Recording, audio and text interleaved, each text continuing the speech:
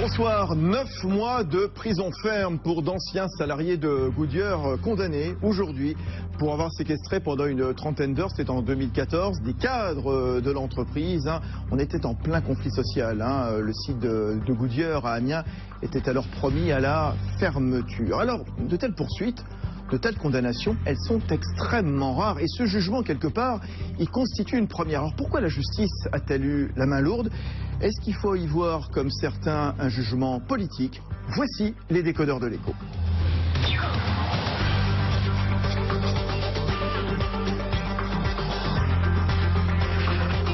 L'écho s'éclaire sur BFM Business. Fabrice Lundi reçoit les décodeurs de l'écho.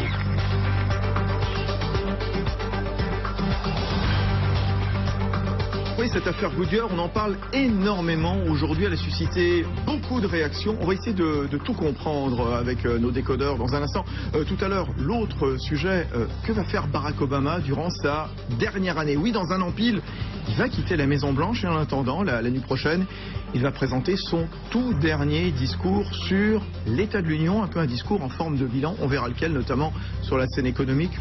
Plutôt pas mauvais, on verra. L'international, ça reste encore à discuter. Allez, les décodeurs de l'écho, bien entendu, pour nous parler de cette condamnation à Amiens de salariés de Goodyear, d'anciens salariés de Goodyear. Voici Bernard Vivier, tout naturellement, le directeur de l'Institut supérieur du travail. François Miquet-Marty est avec nous, justement, pour analyser la chose politique. C'est le président de l'Institut de sondage et d'opinion Via Voice.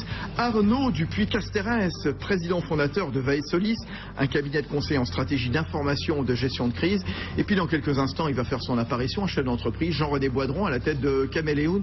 Et puis un petit peu plus tard aussi, pour nous rejoindre dans ce studio des décodeurs de l'écho, l'avocat de la CGT d'Amiens, Fiodor Rilov, qui sera avec nous. Voilà donc le programme pendant une quarantaine de minutes. Oui, les incidents, ils remontent à 2 ans pile. On était en janvier 2014. Rappel des faits tout de suite avec Jean-Baptiste Huet. Ben donc il se fout ta gueule, il donne des réponses, mais je vais voir cette semaine, je vais tirer tout le reste. Nous sommes le 7 janvier 2014, ces salariés de l'usine Goodyear d'Amiens retiennent le directeur des ressources humaines et celui de la production. L'usine est depuis 2008 menacée de fermeture et les différents plans proposés par Goodyear n'ont satisfait ni la justice qui les a suspendus, ni les plus de 1000 salariés du site. Une proposition pour reprendre l'usine est déposée, celle du fantasque Maurice Taylor, alias le Grizzly, le PDG de Titan, un groupe américain de pneus. Un industriel fort en gueule qui ne tardera pas d'ailleurs à retirer son offre. Il enverra une lettre à Arnaud Montebourg, le ministre du redressement productif de l'époque, pour donner son avis sur les salariés français. Les salariés français touchent des salaires élevés et ne travaillent que 3 heures. Vous voulez que Titan démarre une discussion? Vous pensez que nous sommes si stupides que ça? Après plusieurs heures de silence, réponse d'Arnaud Montebourg en sortant de l'Elysée. Ne vous inquiétez pas, il va y avoir une réponse. Retour dans l'usine, après 30 heures de séquestration, les cadres sont enfin libérés. Les salariés finiront par approuver un accord de fin de conflit avec la direction, mais le site ferme avec ses 1143 salariés. Il n'y aura pas de repreneur. 24 novembre dernier, c'est l'heure du procès au tribunal correctionnel d'Amiens. Goodyear et les cadres séquestrés ont retiré leur plainte. Le procureur requiert 1 an ferme aménageable et 1 an de sursis contre les 8 salariés. Le jugement est tombé ce matin. Ce sera 24 mois de prison, dont 9 fermes. Les prévenus ont fait appel. Voilà, les prévenus ont fait appel. Oui, alors Bernard Vivier est avec nous. La séquestration, donc... Au-delà de 7 jours, la séquestration est considérée comme un crime, 20 ans à 30 ans de réclusion criminelle. En dessous de 7 jours, il y a des peines de prison, il y a 75 000 € d'amende. Mais ça, c'est le principe, c'est le code pénal. Comme je le disais, de telles poursuites, de telles condamnations sont extrêmement rares. C'est une première, ce qui s'est passé à Amiens? Quasiment une première, oui. Nous vivons aujourd'hui un événement assez particulier, c'est que depuis 10, 15, 20 ans, des situations comparables ont été observées et il y a eu relax ou sursis. Par exemple à la Poste en 2010, des sursis et dans des peines mineures. Mais le code pénal qui s'applique à l'ensemble des délinquants, qu'il soit patron ou syndicaliste. On n'a pas le droit d'empêcher quelqu'un le soir de rentrer chez soi. Eh bien, le code pénal est très sévère puisqu'il indique 20 ans de réclusion criminelle, réduit à 5 ans si la séquestration ne dépasse pas, vous venez de le dire, effectivement, 7 jours. Bien. Et donc là, la peine qui est infligée, c'est 15 mois dont du sursis, donc en fait il y a 9 mois ferme. Il est probable que l'appel atténuera considérablement cette mesure, mais pour la première fois, nous avons effectivement une sanction qui défraie la chronique et qui interpelle. Pour quelle raison, à votre avis ? Probablement parce que les mœurs ont changé. En France, la grève n'est plus un des modes normaux de régulation des oppositions qui traversent l'entreprise. Oui, l'entreprise est un lieu de conflit, des intérêts s'opposent, et quand un site va fermer, il est normal que les salariés se mobilisent, manifestent, se solidarisent, trouvent des solutions. Et côté entreprise, il est également normal qu'une direction cherche à restructurer et à fermer un site. Le tout, c'est que ça se fasse par la négociation et pas par la violence. Eh bien aujourd'hui, le climat de violence est en train de s'atténuer dans notre pays. Corollaire, les négociations grandissent. Donc on voit aujourd'hui les juges, puisque un jugement de juge. L'émission, vous l'avez intitulée un jugement politique. Non, c'est un jugement de juge. Jugement politique. C'est une exploitation tout politique. simplement, et on entendra tout à l'heure l'avocat de la CGT, Fyodor Rilov, qui, comme ses amis de la CGT, parle de jugement politique. C'est un jugement de juge. Hollande, de Valls, de Taubira. Voilà. Il y a une lecture politique de ce jugement, mais c'est un jugement de juge. Et en toute sécheresse, et je suis excessif en le disant ainsi, 9 mois par rapport à 7 ans ou 5 ans, c'est pas considérable.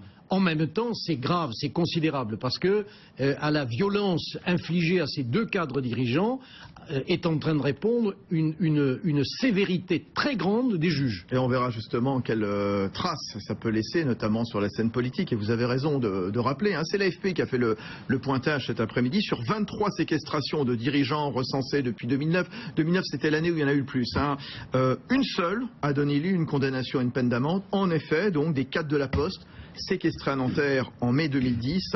3 salariés avaient été condamnés à des amendes, 12 relax, dont le fameux Olivier Besancenot. Regarde sur le jugement. Tiens, Jean-René Boidron, chef d'entreprise à la tête de Caméléon. Est-ce que vous pensez que la justice a eu la main lourde ? Non, je ne crois pas que la justice a eu la main lourde, parce que en la matière, et si on extrapole au-delà du cas qui est le cas présent, c'est-à-dire les relations de travail, et comme ça vient d'être dit, il est normal, ou en tout cas compréhensible, que dans un cas économique, on puisse avoir des personnes qui aient des avis, qui soient des avis divergents et des intérêts divergents. Simplement, pourquoi la justice existe-t-elle ? Elle existe parce que, justement, on ne veut pas laisser les gens faire leur justice eux-mêmes, se venger. C'est pour ça que la justice existe. Et donc, si je veux extrapoler au-delà de l'aspect économique, vous, moi, d'autres sur ce plateau ou d'autres qui nous écoutent peuvent avoir été un moment dans leur vie dans une position où ils avaient envie de se faire justice, et on connaît les cas les plus terribles qui sont ceux pour lesquels un meurtre a pu avoir lieu dans leur famille. Pourquoi la justice existe-t-elle ? Quand vous écoutez les personnes qui sont les proches des personnes, elle existe parce qu'on ne veut pas laisser dans nos sociétés des personnes faire leur justice eux-mêmes. Donc pour revenir à votre question et pour répondre à votre question, je crois que la justice n'a pas eu la main lourde. La justice, elle vient dire que vous pouvez avoir toutes les bonnes raisons de votre point de vue de vous défendre sur un dossier. Il y a des limites que vous ne pouvez pas dépasser, et notamment faire votre justice vous-même. Donc je pense que en l'espèce, je ne dirais pas que c'est un jugement politique, mais incontestablement, c'est un message qui est envoyé, et je pense que c'est quand même dans l'évolution, effectivement, peut-être de la société, qui est qu'il y a des choses qu'on n'accepte plus aujourd'hui et qu'on acceptait hier ou qu'on comprenait hier. Arnaud Dupuy-Casteres, à la tête de Veille Solis, vous nous expliquerez justement dans un instant comment vous formez quelque part les cadres, les dirigeants, à se préparer à une éventuelle séquestration, parce que malgré tout, elle continue d'exister, même s'il y en a moins, comme le disait Bernard Vivier. Mais retour sur le jugement de Damien de cet après-midi. Oui, je ne suis pas sûr de vouloir porter un jugement sur le jugement. Vous avez le droit. Je vais vous dire pourquoi, parce que dans ce pays, on commande trop souvent les décisions de justice, et ça a été très bien rappelé précédemment. C'est une décision de justice, et je trouve d'ailleurs assez scandaleux que les responsables politiques passent leur après-midi à commenter des décisions de justice, quand par ailleurs ils appellent à nos commentaires sur d'autres jugements. Donc, En effet, le fait est nouveau qu'il y ait une condamnation. Et ça, c'est un fait marquant, que ce soit 9 mois, beaucoup, pas beaucoup, j'en sais rien, mais c'est un fait très marquant. Il y a eu une vague de boss-napping, puisque les anglo-saxons parlent de boss-napping, pour faire le pendant au kidnapping, de patrons, donc, en 2009, et rien qu'en 2009, il y en a eu 9. On note d'ailleurs que ce sont moins les patrons que les dirigeants des sites, le patron de la filiale. Ce sont jamais les patrons, c'est-à-dire celui qui décide en dernier ressort qui se fait kidnapper. Comme ce n'est jamais l'entrepreneur, le patron d'une grosse ETI ou d'une grosse PME ou même d'une grande entreprise française ne se fait séquestrer parce qu'il y a un rapport au patron où souvent il y a un dialogue parce qu'on le dit et ça a été dit précédemment, on est quand même dans un climat où il y a beaucoup de dialogue, où les restructurations, il y en a eu énormément au cours des 10 dernières années en France et globalement ça se passe bien. Et quand vous parlez à celui qui est décisionnaire, vous avez un dialogue qui peut se construire. Ceux qui ont été kidnappés, ce sont les exécutants, j'allais dire, des patrons qui finalement n'ont pas toujours les réponses et on arrive à des situations de blocage qui sont néfastes. Et la décision de justice qui vient d'être rendue est quand même un signal fort sur la non-acceptabilité de comportements qui relèvent, comme ça a été dit précédemment, de la vengeance ou de faire sa loi soi-même. Et ça, c'est un très mauvais signal. Donc c'est une bonne chose, moi je trouve, d'un point de vue de l'ordre public, que ce signal soit envoyé. Bon, François Mickey-Marty, je vous donne la parole dans un instant. Simplement, Bernard Vivier, la séquestration, ce boss-napping, pour reprendre l'expression d'Arnaud Dupuy-Casterès, c'est un mode d'action bien français. À quel moment elle intervient, cette séquestration? Quand il n'y a plus de dialogue possible? Quand on est au bord de la fermeture de l'usine? Alors, nous avons vécu, et vous l'avez dit tout à l'heure, à partir de 2008, en 2009 en France, une vague de mouvements de ce type. C'était la lourdeur, l'inquiétude, l'exaspération devant les fermetures de sites d'entreprises, souvent à direction étrangère effectivement, et le monde du travail en France n'a pas compris la brutalité de la vague économique qui arrivait des États-Unis. Et donc il y a eu cette première explication, c'est le monde du travail a rejeté l'incompréhensible. Et puis, il y a une autre explication, c'est l'exploitation à des fins politiques de ces conflits. Et le conflit Goodyear est typiquement dans ce cas-là, avec évidemment des acteurs qui frisent de part et d'autre la caricature.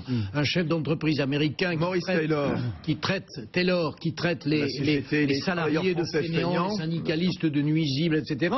Et un Michael Wamen ou des militants politiques qui se saisissent de ce conflit pour ne pas chercher une solution au reclassement des 1143 salariés, mais attiser les flammes, alors que dans la rue d'en face, chez Dunlop, ils ont négocié, ils ont trouvé une solution. C'était une autre organisation syndicale, l'UNSA, aujourd'hui la CFTC, et qui a trouvé une solution. Le site continue à produire aujourd'hui à Amiens. Et vous avez oublié aussi comme personnage l'iconoclaste Arnaud Montebourg, qui était à l'époque donc au redressement productif, et on l'a vu tout à l'heure dans le... Ce n'est pas un homme de caricature, mais c'est un homme flamboyant. Voilà. Bon, le contexte politique, François Mickey-Marty, je dis, on entendra tout à l'heure l'avocat de la CGT, Fiodor Ilov, mais bon, voilà, la CGT Goodyear Amiens-Nord, qui fustige ce jugement inacceptable, l'arme avec laquelle Hollande, Valls, Taubira, l'ensemble du gouvernement ont décidé d'intimider tous les salariés qui se battent pour leurs droits et leurs emplois. C'est vrai que cette décision de justice, d'une justice normalement indépendante, elle tombe dans un contexte particulier, justement, avec une majorité de gauche, théoriquement, qui n'est pas toujours reconnue comme étant une majorité de gauche, François Mickey-Marty. Oui, le moins qu'on puisse dire, c'est que ça tombe très mal pour la gauche aujourd'hui de manière générale. Alors je ne sais pas effectivement si c'est une décision politique, mais ça réveille des vieux clivages, des vieilles divisions. Il y a dans cette actualité tout l'imaginaire des luttes sociales, des conflits. On peut voir derrière ça la lutte des démunis contre les puissants. On peut voir derrière ça une justice précisément qui serait le bras armé de la domination. Voir derrière ça, c'est très étrange au fond. Les mots utilisés par la CGT d'Amiens, ça rappelle quasiment la fin du 19e siècle, au début du 20e siècle, quand Jaurès allait prendre la défense des salariés condamnés.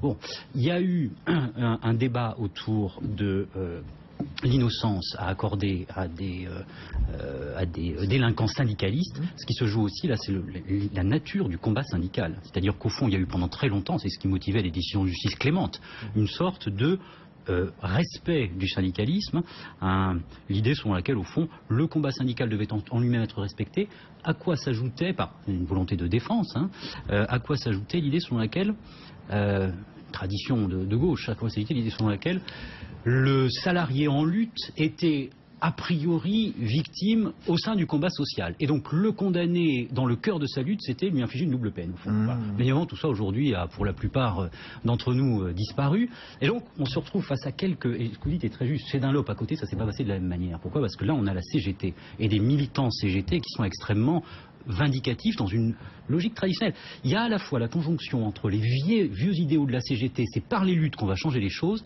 et puis une réalité contemporaine qui est terrible d'une certaine manière. Pas de médiation, qui va parler au nom de ces personnes, une société où ils n'ont pas d'avenir, 20% de chômage à Amiens, un vote Front National en progression, c'est une ville communiste autrefois. Bien sûr. Voilà. Donc à la fois une expression de violence qui est portée par le contexte social aujourd'hui très particulier, matinée par les vieilles références de la CGT héritées de la fin du 19e siècle ou du début du 20e siècle. Arnaud Dupuy-Casteres. Je crois qu'il y a 3 erreurs qui amènent à ce type de conflit violent. La première, c'est ce qui vient d'être dit, c'est-à-dire les organisations syndicales qui parfois, pour certaines, ou localement en tout cas, sont un peu encrassées dans des schémas idéologiques qui n'ont évidemment plus cours et qui ne sont plus partagés d'ailleurs par une immense majorité de la population. La deuxième chose, et ça a également été dit, c'est l'instrumentalisation politique. Donc dans le cas de Goodyear, ça a été le cas, on l'a bien vu, mais c'est le cas dans de très nombreux conflits sociaux qui dégénèrent, c'est qu'il y a une instrumentalisation politique et donc on se sert de ce conflit pour mener d'autres combats médiatiques et une existence nationale médiatique d'un certain nombre de responsables. Et puis il y a une troisième cause qu'on évoque rarement, qui est que les entreprises ne font pas toujours suffisamment la pédagogie de la transformation. Donc elles le font globalement bien, mais parfois il faut aussi savoir expliquer. Et les réformes et les transformations, la mondialisation qui est arrivée, qui a déferlé sur l'industrie française en 2008-2009, qui a expliqué cet accès de boss snapping dans cette période-là, c'était vraiment ça. C'est-à-dire qu'aujourd'hui, pour créer un dialogue social constructif et éviter d'aller vers des tensions, il faut aussi être capable, quand on est dirigeant d'entreprise, de faire cette pédagogie-là, parce que les salariés peuvent parfaitement l'entendre et ils le comprennent très bien. Oui, Bernard Vigier, à la tête de l'Institut supérieur du travail, les entreprises n'ont pas été assez pédagogues, n'ont pas été assez à l'écoute de leurs salariés. Ça traduit tout simplement un défaut de dialogue social. Alors, je vais provoquer. Est-ce qu'on peut comprendre parfois ces séquestrations? Eh bien oui, ça vient d'être dit, c'est un point important. Nous, à l'Institut supérieur du travail, nous voyons très régulièrement et des représentants du personnel, et des dirigeants d'entreprise, et des managers venir se former, s'informer. À l'heure de l'Internet, aujourd'hui, dans un grand nombre d'entreprises, et non des moindres, la formation des managers et l'explication à l'ensemble du personnel, et au premier rang, l'information accordée aux instances représentatives du personnel, comité d'entreprise, comité central d'entreprise, comité de groupe, est réduite à sa plus simple expression. Eh bien, il est anormal qu'en France, nous n'ayons pas une culture économique au même niveau que celle qui est développée, alors en Allemagne qu'on cite souvent, mais aussi dans quantité d'autres pays, par exemple en Espagne, où quand une difficulté économique, ou en Scandinavie, quand une difficulté économique surgit, eh bien, le niveau de connaissance, de compréhension, d'association des interlocuteurs syndicaux à la dangerosité de la situation est forte, est grande. Ça ne veut pas dire pour autant que les syndicats s'associent aux décisions, mais ils sont en situation de les comprendre et de défendre leurs intérêts sans passer à la violence. Jean-René Boidron, vous êtes chef d'entreprise à la tête de Cabellon, vous êtes aussi toujours, je crois, président de la commission sociale. Oui, je l'ai été très longtemps en tout cas. Oui, bon, très bien, vous l'avez été. Comment on évite ces séquestrations? Je ne dis pas comment on les évite en se mettant du barbelé autour de... C'est pas ça. Ça, c'est la question que je poserai à Arnaud Dupuy-Casteres. Et comment faire en sorte qu'à un moment, eh bien, le dialogue ne soit pas rompu et qu'on n'en arrive pas à des extrêmes comme ça. Parce que c'est un extrême, c'est un acte de délinquance. Bien sûr, non, mais on y arrive parce que préalablement, on a su construire un climat, je n'ose l'appeler de confiance, mais en tout cas un climat de compréhension, donc avec évidemment ces instances représentatives du personnel, donc sans avoir l'expérience d'une entreprise de 1200 salariés. C'est vrai qu'en tant que manager, dirigeant d'entreprise, dirigé jusqu'à 400-500 personnes, vous attelez très très tôt au sujet, avant qu'il puisse y avoir le moindre problème.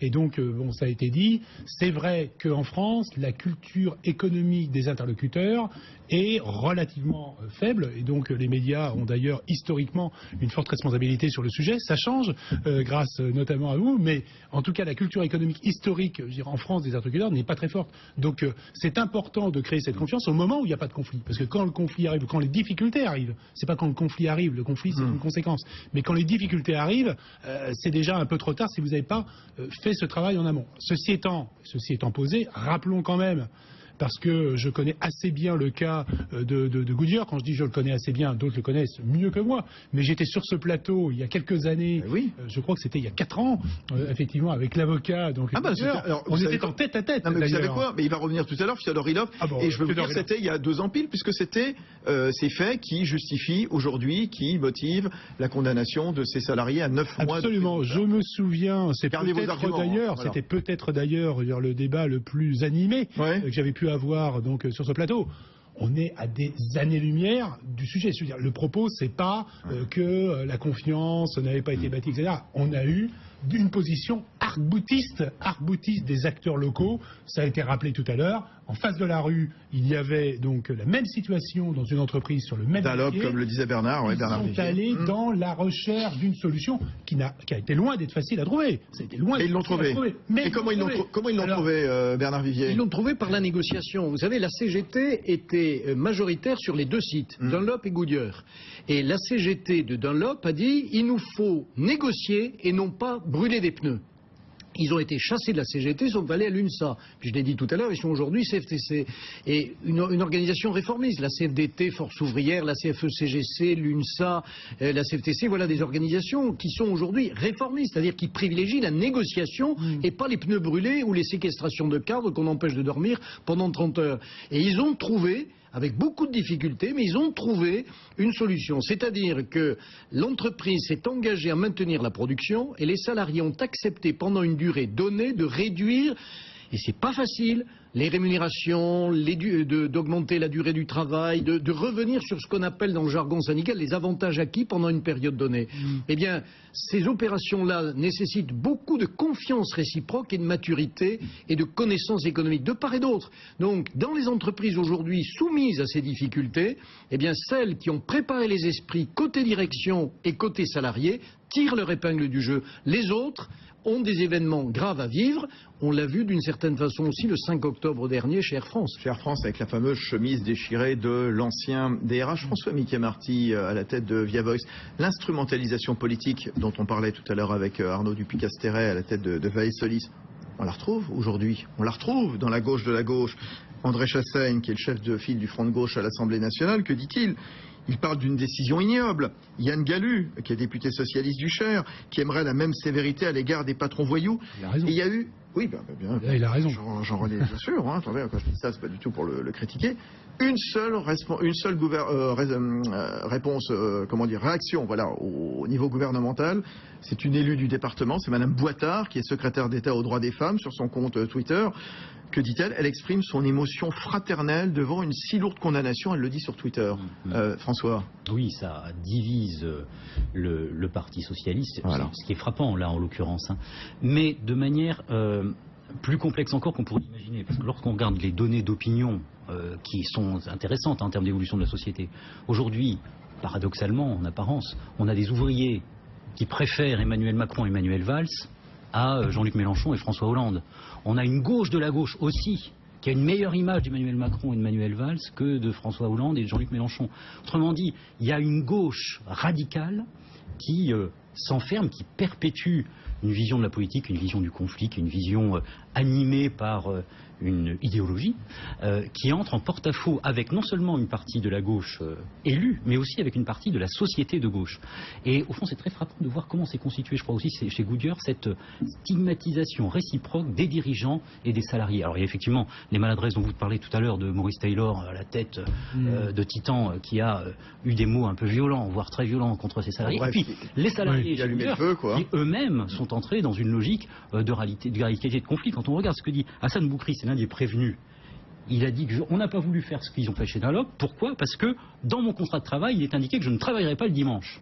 Voilà. À partir de là, on est sur des positions qui désignent un rapport de force a priori. Quand le rapport de force a priori est construit comme ça, sur au fond une vision réciproque de la violence. C'est très difficile. Alors vous êtes peut-être spécialiste, je ne sais pas comment on fait pour rétablir un dialogue serein. C'est-à-dire au fond, dès le départ, il y a des relations tendues et puis l'évolution de l'histoire a fait que le conflit s'est tendu encore davantage. Et on va continuer dans un instant justement. Est-ce que c'est un jugement politique, celui qui a été rendu donc ce matin à Amiens contre ces anciens salariés de Goodyear condamnés à 9 mois de prison ferme? Ils avaient séquestré donc des cadres pendant une trentaine d'heures. On était en plein conflit social, des cadres qui depuis avaient retiré leur plainte, tout comme la direction.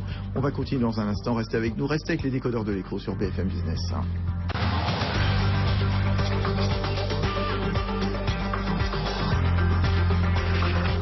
L'écho s'éclaire sur BFM Business. Fabrice Lundi reçoit les décodeurs de l'écho.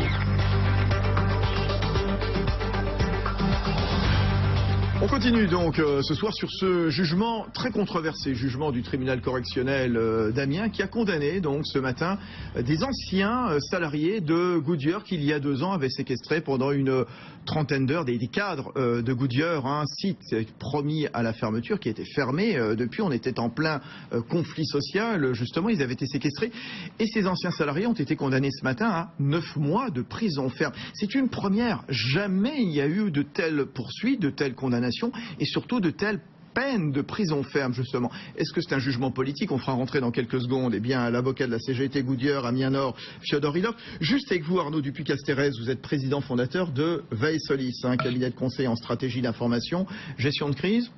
Les cadres, les dirigeants, savent-ils se préparer à ce type d'action violente, illégale, on le rappelle, condamnée par la loi, prévue avec des peines de 5 ans de prison, voire 20 ans, quand ça dépasse un certain degré? Non, je ne crois pas qu'ils sachent bien se préparer. Au-delà de la préparation très en amont, comme ça a été évoqué par Jean-René Boidron tout à l'heure, à savoir créer un climat de confiance. Bien entendu. Mais vraiment, quand on est en situation de crise, on voit pourtant venir le risque, en tout cas, de séquestration. Parce qu'il n'y a pas de crise sans signaux faibles, donc on a ces éléments-là. Mais ils ne savent pas le faire parce qu'ils ne veulent pas admettre qu'ils sont exposés à ce risque. Ils ne veulent pas imaginer que ça puisse aller jusque-là. Et pourtant, ils ont tort, parce que ce qu'on n'a pas encore dit lors de cette émission, c'est qu'une séquestration, c'est quand même un acte de violence physique contre un être humain. Il a beau être dirigeant d'un site industriel ou patron ou je ne sais quoi, ça reste un être humain, on le prive de sa liberté. Et 30 heures, comme ça a été le cas dans l'affaire dont on parle, mais ça a été parfois plus long, 30 heures dans un huis clos d'un bureau, ça ne se passe alors, jamais. Comment on se prépare? Il y a des séances de formation? Alors, ça peut, oui, absolument. Et qu'est-ce qu'on apprend? Alors, d'abord, nous, on l'a fait. On l'a fait avec un négociateur qui était un négociateur du GIGN. Carrément. Mais c'est pas pour la violence, c'est pas pour ça, c'est pour l'aspect de préparation à l'enfermement et de l'aspect de négociation avec ceux qui séquestrent.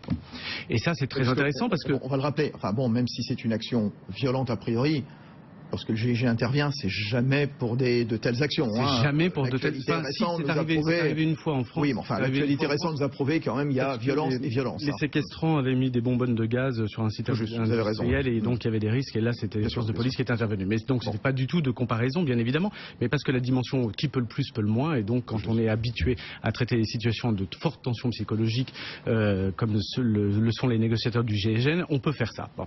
Et ce que les dirigeants, les patrons, les cadres supérieurs n'anticipent pas, c'est la violence humaine que cela comporte. Et ne serait-ce que d'être coupé du monde extérieur, comme c'est souvent le cas. Le fait de s'interroger en permanence sur ce que pense et voit la femme ou le mari, les enfants, beaucoup. On est assez vite coupé, c'est pas toujours le cas, mais assez vite coupé du monde parce qu'on n'a plus tout simplement de batterie dans son téléphone, parce que les lignes sont coupées.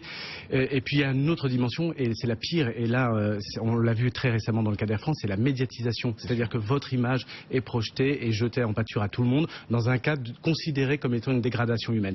Donc dans l'affaire de Goodyear, on a vu tout à l'heure les images, l'oreille justement de ce cadre qui se fait un tout petit peu tirer l'oreille au sens physique par donc ça laisse des séquelles très longtemps à ces gens-là. Donc ça s'anticipe et ça se prépare parce qu'il faut en parler avec des gens qui ont vécu ça et cette formation-là, cette préparation-là, le fait de savoir ce qui peut se passer est quand même un élément très important. Alors je vous l'annonçais, je l'accueille et je le salue. Fyodor Ilov, bonsoir. Bonsoir. Vous êtes avocat de la CGT Goodyear Amiens Nord, la CGT qui a répondu, qui a réagi extrêmement vite, la CGT justement du site d'Amiens, c'était cet après-midi, on y voit un jugement politique.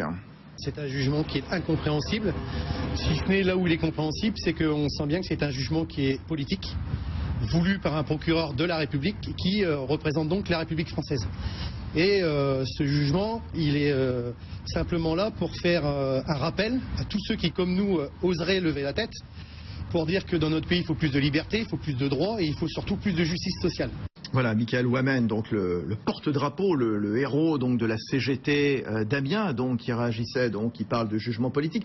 Fiodor Ilov, qu'est-ce qui vous permet, vous défendez la CGT, de parler de jugement politique? On n'est pas dans un pays avec une justice libre, indépendante, sereine, loin de tout préjugé politique?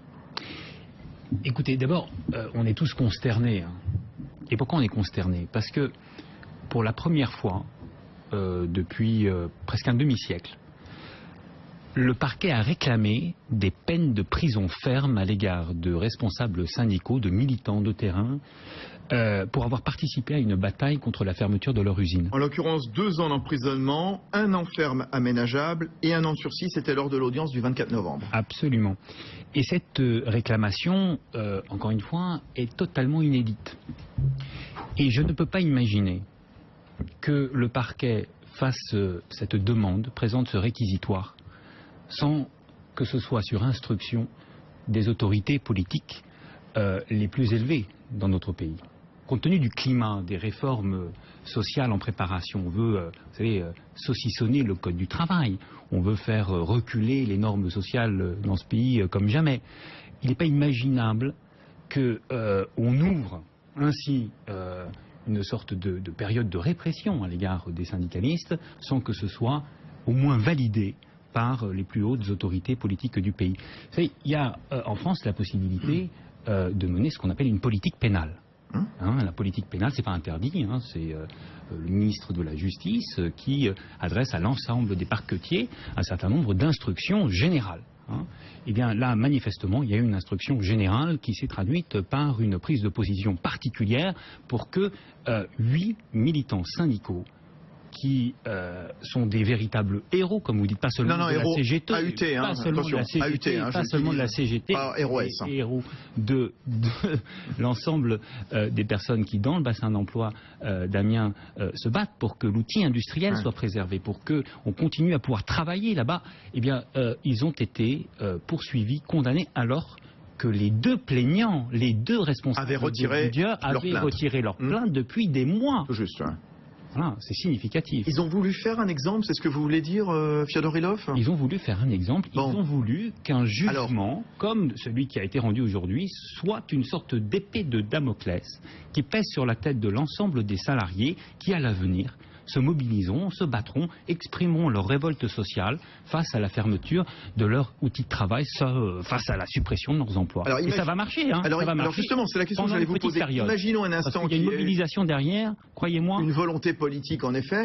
Et la suite, c'est quoi? Il y a des troubles.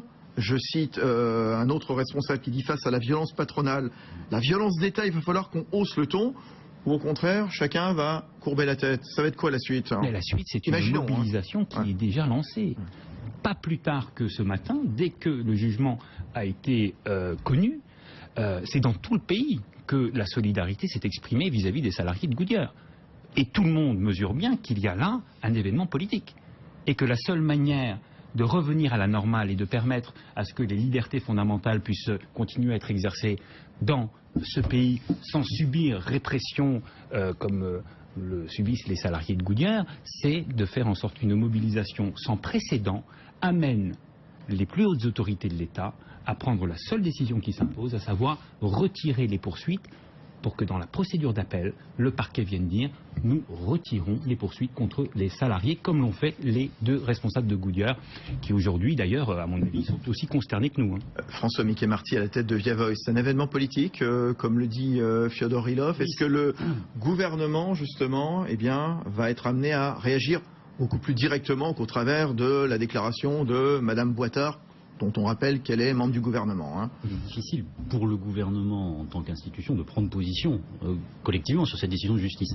Néanmoins, je ne suis pas tout à fait en convergence avec votre point de vue, parce qu'on peut avoir effectivement une minorité aujourd'hui de la population française qui soutient les salariés qui ont été sanctionnés. Mais la très grande majorité, il y a un sondage qui a été réalisé l'année dernière, les 3/4 des Français sont opposés à l'amnistie des délits commis par des syndicalistes, les 3/4.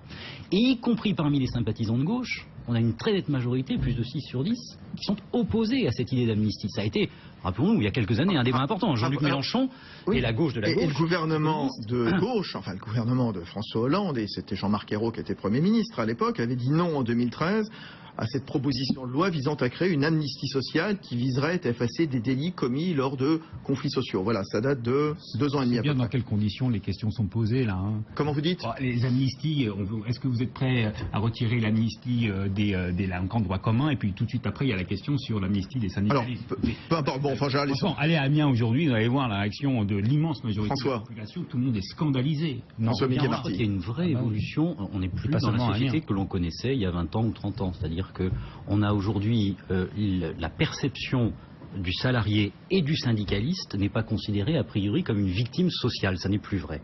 Donc il y avait autrefois un sanctuaire syndical, une sorte au fond, pas touche à mon délégué syndical, et cette perception-là dans la société française n'existe plus. Donc je ne suis pas sûr que ce soit une décision politique.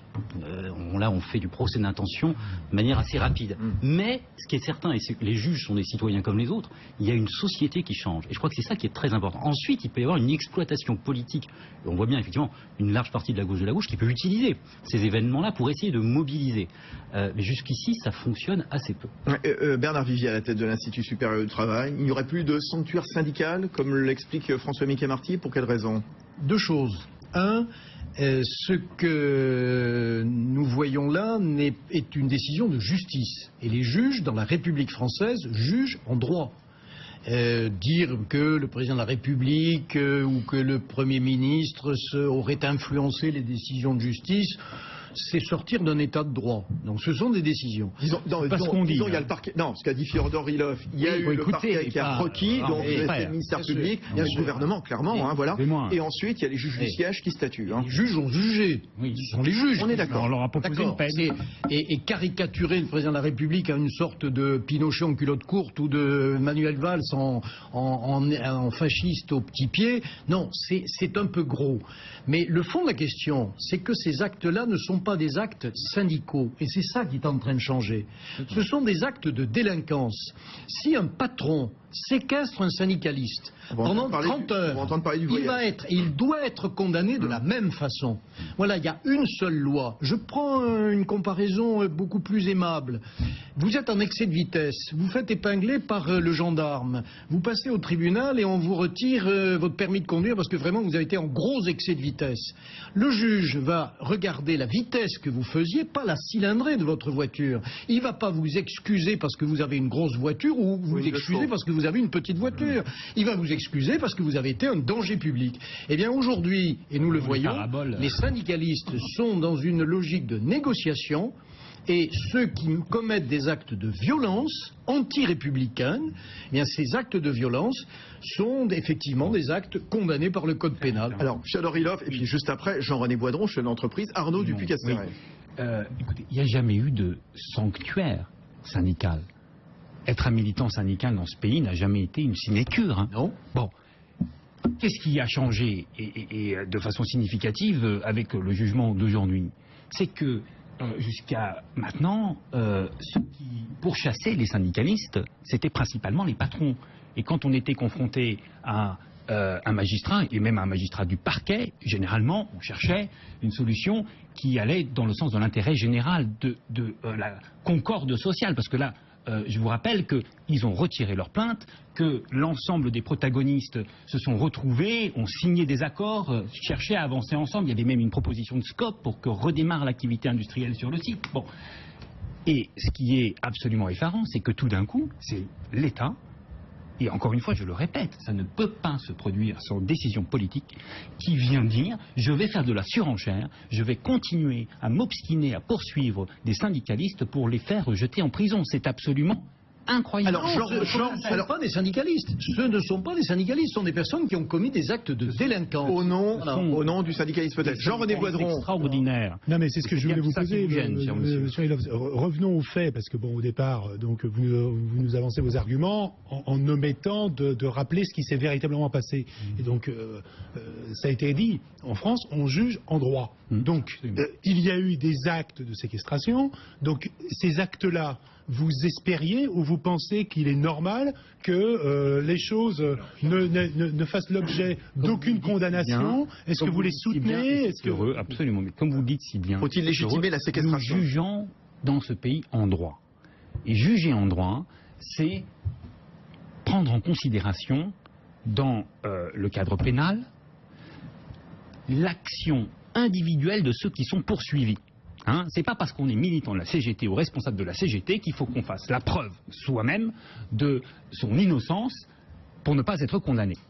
Il faut que, quand il y a une poursuite pénale, le parquet et les magistrats identifient une action individuelle imputable à chaque personne qui est poursuivie. Ils ont séquestré ou pas? Évidemment que les personnes qui ont été condamnées aujourd'hui, que j'ai défendues, n'ont pas séquestré qui que ce soit. Au contraire, ce sont 8 personnes qui ont fait en sorte qu'un certain nombre de lignes ne soient pas franchies et que des catastrophes, là pour le coup extrêmement graves, ne se produisent pas pendant les événements dont nous sommes en train de parler. Alors, qui a bloqué ces 2 cadres dans leur bureau pendant 30 heures? Il y a eu une révolte qui s'est exprimée, et qui s'est exprimée dans un contexte assez spécifique. Alors, c'est un peu loin à expliquer. On l'a rappelé tout à l'heure. Non, mais attendez, qu'est-ce qui s'est passé? Il s'est passé que, pour rejeter de façon définitive et radicale les revendications ultimes de l'ensemble des salariés de l'usine d'Amiens Nord de Goodyear, on a proposé à ces salariés de se retrouver dans un endroit confiné, dans une salle de réunion. Et alors que les responsables de la CGT attendaient que le rejet, c'était attendaient que ces réponses négatives leur soient données dans un bureau, pour que ensuite, comme d'habitude, ils viennent rapporter la réaction du groupe aux salariés sur le parking, ces responsables syndicaux se sont retrouvés tout seuls dans le bureau des responsables et ont appris de la bouche de la secrétaire que tout le monde était réuni dans une salle et que les 2 responsables en question, qui ensuite ont été victimes des événements que vous connaissez, allaient leur donner de vive voix, dans une salle qui était déjà occupée, une réponse radicalement négative. Donc il n'y a pas de séquestration dans le chômage. Alors, les personnes qui ont été poursuivies ici n'ont pas été séquestrées et on a passé 12 heures à le démontrer. Et je peux vous garantir que si vous aviez été à l'audience, vous seriez probablement ressorti. Bon, en tout cas, il y a un appel. Et vous allez voir un appel, absolument. Il y a un appel. Allez, dernière remarque, Arnaud Dupuy-Casterès. Je note que Fyodor Ilov n'a pas beaucoup de tendresse à l'égard des juges, puisque non seulement les juges sont indépendants, mais en plus ils n'ont pas compris. Et on leur a proposé une peine. Mais je trouve qu'il y a quand même... tout à l'heure, on a dénoncé, souligné les risques et les dangers de l'instrumentalisation politique. À ce titre-là, le tweet, je crois, de Pascal Boitard, dont personne ne sait qu'elle est ministre, est totalement scandaleux, me semble-t-il, eu égard à ses fonctions. Mais on a aussi un risque de... Pas la seule qui prend une position divergente à l'intérieur du gouvernement. Allez, continuez. C'est parce que vous l'aviez cité. Mais je dis attention au danger aussi d'instrumentalisation d'une décision de justice contre laquelle on peut être, je comprends très bien, et surtout quand on est l'avocat des partis. Moi, je vais interjeter appel, donc bien sûr. Faire appel, mais attention à l'instrumentalisation politique derrière pour créer un peu de... Mais qui instrumentalise politiquement ces événements? Qui fait en sorte que tout d'un coup, on parle aujourd'hui d'une décision inédite, une première, qui ressemble à une véritable répression syndicale? Personne ne s'attendait à ça. Qui fait ça? Sinon, le parquet qui n'a pas pris la responsabilité. En tout cas, encore une fois, juste petit tour de... Juste, et on va terminer là-dessus. À chaque fois qu'il y a des séquestrations, à chaque fois qu'il y a une chemise du DRH d'Air France, de l'ex-DRH d'Air France arrachée, ça donne quand même une très mauvaise image du pays, qui nuit à l'attractivité, Jean-René Boisdron. Oui, je pense que ça donne une très mauvaise image. Bon, je comprends dans la position qui est la vôtre, de toute façon, vous ne pouvez pas avoir une position différente de celle-ci. Mais c'est vrai que moi, je suis toujours frappé dans des circonstances comme celle-ci, des réactions politiques. Excusez-moi, ça n'a rien à voir avec le fait qu'il soit syndicaliste. Être syndicaliste, c'est pas non plus être au-dessus des lois. Alors, il y a un certain nombre de protections. Mais c'est pas être en dessous. Mais c'est pas être en dessous. Mais on est d'accord, c'est pas en dessous, mais c'est pas au-dessus non plus. Quand vous avez des actes de séquestration, c'est, comme ça a été dit, si vous soyez un patron, syndicaliste ou pas syndicaliste, vous êtes condamnable. Moi, ce qui me surprend dans cette histoire, c'est effectivement des personnes qui venaient soutenir ce genre de choses. Parce que c'est trop facile quand vous êtes un homme politique et que vous venez et venir dire, oh ben vous comprenez, bon c'est normal, avec ces personnes-là, je veux dire, c'est pas normal qu'on ait pris cette décision. Parce que si on commence à accepter ce genre d'actes, comme vous l'avez dit tout à l'heure, si on accepte cela, alors demain, il peut se passer encore autre chose. Alors vous savez quoi ? Il ne faut pas caricaturer. Non, alors, il y a une jurisprudence sur sans tomber dans la caricature, vous devez mettre... Une jurisprudence de bon sens, croyez-moi. Vous savez quoi ? Un équilibre qui a été trouvé. On va se retrouver au moment de l'appel, ça n'a pas été qui sera rendu quand ? Dans un an et demi. Fyodorilov, c'est quand l'appel de cette affaire ? Le plus rapidement possible. Bien entendu. Voilà. L'appel a été déclaré pas plus tard qu'aujourd'hui. Et on espère avoir une audience très très vite pour redresser la situation. Bon, c'est très bien. Merci. La mobilisation des salariés. C'est assez calme. J'ai bien aimé ce rendez-vous dans ces décodeurs de l'écho ce soir ici à BFM Business. Bernard Vivier à la tête de l'Institut supérieur du travail, François Mickey-Marty, président fondateur de l'Institut de sondage et d'opinion Via Voice, Fyodorilov, avocat donc de la CGT Goodyear Amiens Nord, Jean-René Boidron à la tête de son entreprise, Caméléon, et puis Arnaud Dupuy-Casterès, fondateur de Veille Solis, cabinet de conseil en stratégie d'information et de gestion de crise.